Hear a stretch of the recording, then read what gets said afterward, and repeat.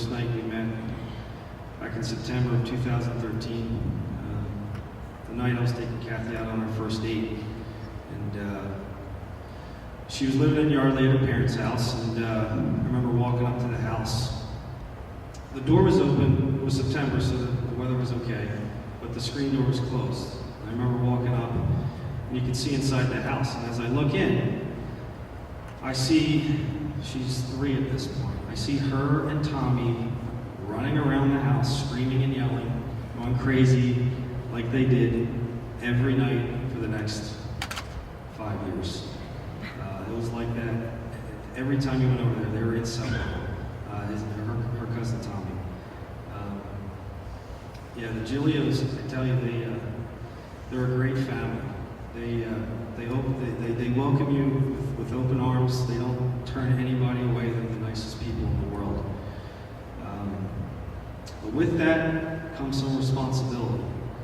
A couple months later, I was over, and Kathy started working night shifts at the hospital. And I think her parents were down at Atlantic City one night. I was babysitting her that night, and it was just me and her. And I was on the couch, maybe on the phone, watching TV, whatever. And she was in the house somewhere. I think she was upstairs. And then, a couple minutes later, at that time, all I hear from the upstairs bathroom is, "Brian, I'm all done pooping." So no one else was around. And I'm single, by the way, at that point, no children. I had to go up and take care of her, and I think we became best friends.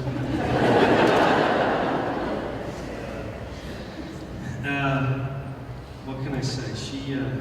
She was amazing in every sense. Her competitive fire with sports, her energy, her spirit, her spunkiness, her fashion. She was an amazing little girl. Beyond her years, every time you had a conversation with her, you felt like you were talking to someone about 10 years older than her. And I mentioned sports. I mean, sports was a big part of her life. She was literally the best player on every team she played for. And that's just not a parent saying that. She was. Her coaches, I know some of them were here were over there last night. They'll vouch for that. She loved gymnastics. She started probably at, 2 or 3, and she would climb up and down the steps. That's kind of how it started, at least what I remember. She would never use the steps. She would just climb up the railing, just go all the way up. She never fell. She loved those rock walls. She climbed. She would not stop until she got to the top of the ring bell. And then just last month, she finally completed her no-handed somersault. I don't know how you do that, but she was doing it at 7 years old. What did I say? Somersault. Cartwheel. I'm sorry, cartwheel. It was still amazing.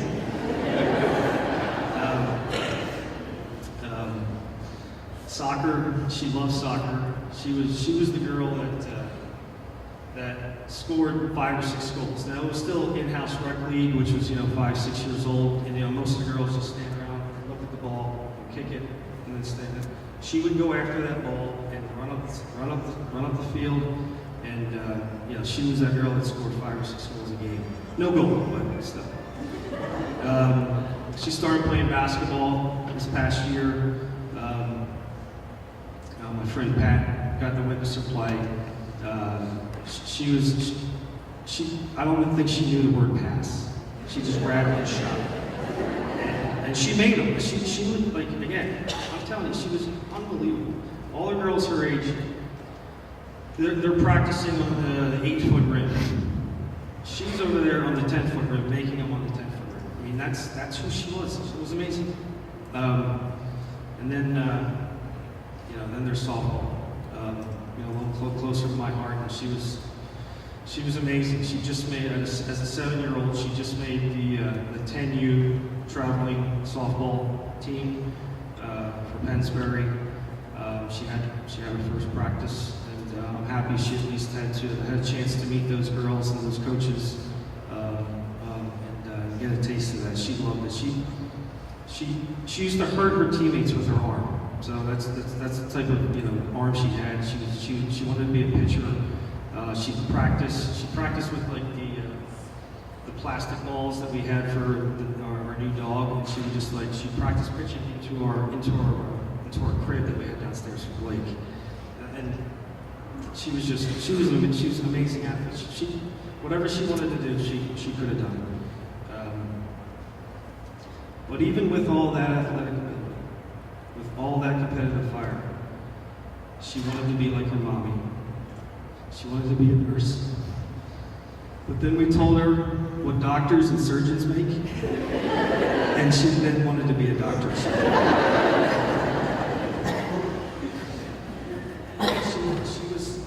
She was smart beyond her years, like I said. She perfect grades, math, English, reading. She would read and write these amazing stories that were pages long. They were, and she'd bring them home and then she'd sit there and read them to me, and it was incredible, the imagination and creativity that she had. So I actually I put some things down that I'm going to miss, just some bullets. You're going to miss the usual stuff. I'm going to miss going to her games. I'm going to miss being her coach, things like that. But it's the everyday things that you're going to miss. I'm going to miss my trips to Wawa. I'm going to in the morning we'd have our little routine on our way to school. Our trips to Target. She asked me to go to Target every day, maybe twice a day. She loved these LOL dolls, and they, for whatever reason, I have no idea why, but they sell out within like 5 minutes, right?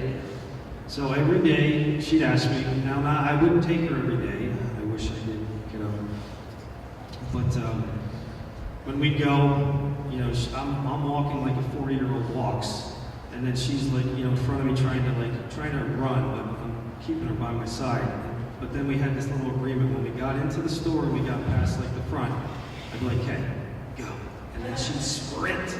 She'd sprint to the LOL aisle to see if they had them or not. And, I'll miss that. Playing school, Miss Setzman, Miss DiLorenzo, she'd come home. When I say playing school, she was the teacher.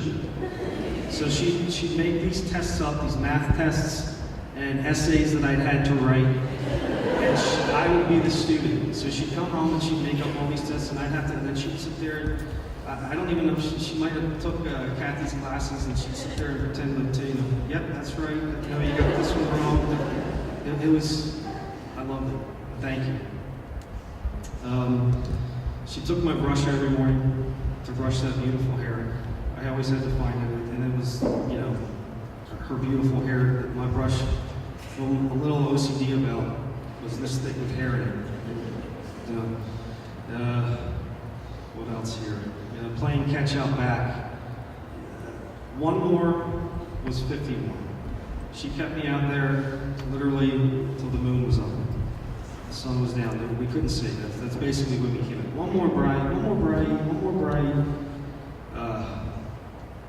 And watching her off the high dive at the LMT pool, she'd love the diving board. Calling my bald spot my soft spot. I don't know why, but she used to call it. She's just like, oh, Brian, your soft spot. And then, again, back to dropping her off every day at school. She'd drop her off, we'd say bye, she'd get out of the car, and I'd always roll in with her, Kayden, peace. She'd go, peace. That was just our own little thing. But yeah, that's some of the things I'm going to miss. The things I'm going to miss most about her, it just is her 7-year-old incredible personality, her imagination, her sense of humor.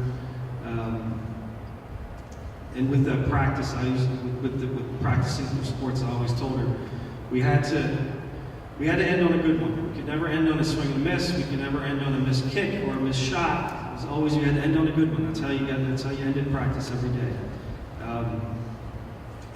Just this week, we're going to end on a couple good ones. I found two. These are a couple things that she wrote. And I found one in my car and one in her room. I'd like to share them with you. You're welcome. We all know Toys R Us has had a tough time recently, and she wanted to write to me. So, this is to Toys R Us. You are the best toy store ever, and every grown-up or kid probably has a memory running through the aisle. And aisle is I-A-I. No, I'm sorry, I-A-L. But that's okay. And Target and Walmart aren't just for toys. They always have laundry detergent. Not just a toy store meant for toys. You are the best. Love you, Jeffrey the giraffe. Love Kayden, Kyler, Blake, Brian, and Mommy. And I found this one. That was the one I was going to use, but then I found this one, and this was somewhat fitting.